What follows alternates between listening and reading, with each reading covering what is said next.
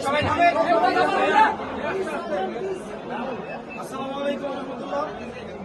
আমাদের সম্মানিত সাংবাদিক বন্ধুদ্বয় যারা আছেন এখানে, আজকে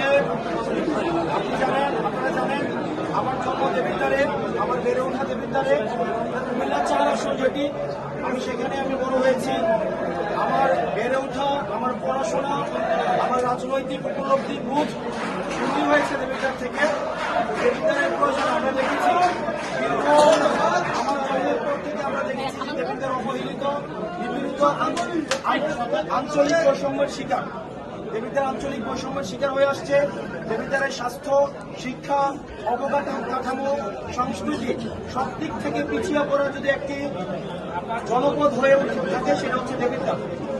যেহেতু আমি দেবিদ্বারে ছিলাম, দেবিদ্বারের মানুষের কাছে ছিলাম, দেবিদ্বারের সবসময় আমার যাওয়া আসা, আমি দেবিদ্বারের সন্তান, দেবিদ্বারের মাটি আমাকে টানে, পানি আমাকে টানে, দেবিদ্বার স্কুলে আমার পড়াশোনা। সেজন্য যখন সংসদীয় নির্বাচনের কথা আলোচনায় আসে, ঢাকা থেকে বিভিন্নভাবে কথা বলা হয়েছে, কিন্তু আমার সবসময় আমার মায়ের কাছে আমার দেবিদ্বারের প্রত্যেকটা মানুষ আমার অন্তরঙ্গ, আত্মার আত্মীয়। আমার পূর্বপুরুষ সেখানের কবরস্থানে শুয়ে আছে, সেখানের প্রত্যেকটা মানুষের সাথে আমার আত্মার, হৃদ্যতার, আন্তরিকতার সম্পর্ক। সেই জায়গা থেকে আমি উপলব্ধি করছি দেবিদ্বারের হয়ে আমি সংসদে দেবিদ্বারের প্রতিনিধিত্ব করতে চাই।